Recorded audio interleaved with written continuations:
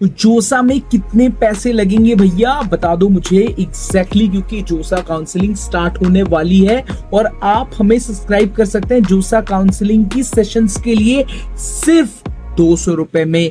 IIT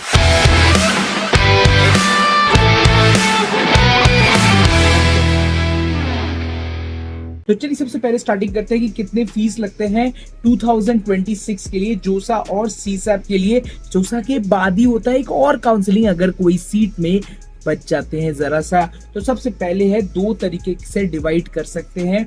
एक होता है seat acceptance fee that is called CAF और दूसरा होता है पार्शियल एडमिशन फी PAF। दो तरीके होते हैं, ठीक है। इसके बाद जो है जोसा की 2026 की फीस स्ट्रक्चर क्या कहती है। अगर आप लोग अनलाइक अदर एग्जाम जोसा में कोई भी रजिस्ट्रेशन चार्ज नहीं होता है।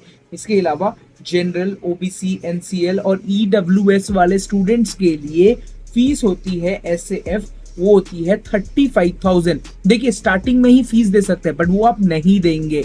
आप क्या करेंगे, आप वेट करेंगे जैसे ही आपको कोई सीट अलॉट हो जाती है। मतलब आपने पहले फॉर्म भरा, आपने सोचो 35,000 रैंक पे फॉर्म भरा बट आपको स्टार्टिंग के आपके चॉइसेस के हिसाब से कुछ भी नहीं मिला बट आपको राउंड 3 में एक कॉलेज मिलता है।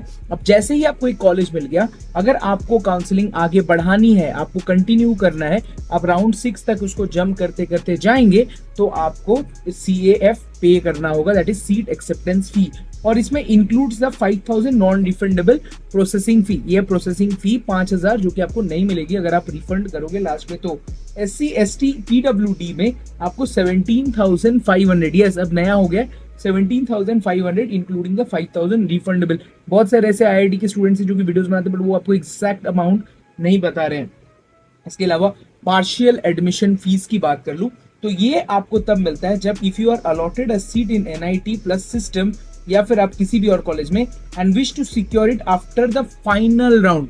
अब आपका राउंड 6 हो चुका है, अब फाइनली आप इस कॉलेज में एडमिशन लोगे, आपने डिसाइड कर लिया है।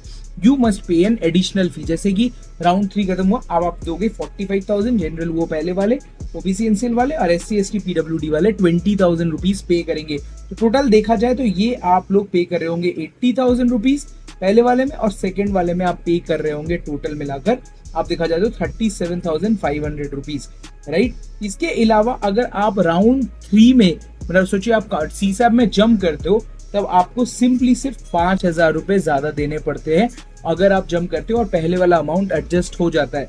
बट अगर आप जो है CSAP में एकदम नए नए जा रहे हो, मतलब आपको कोई कॉलेज नहीं मिली थी, आप पहले पहले घुस रहे हो, तो वहां पर स्पेशल अलॉटमेंट फीस देनी पड़ती है दैट इज सेम फॉर 45,000।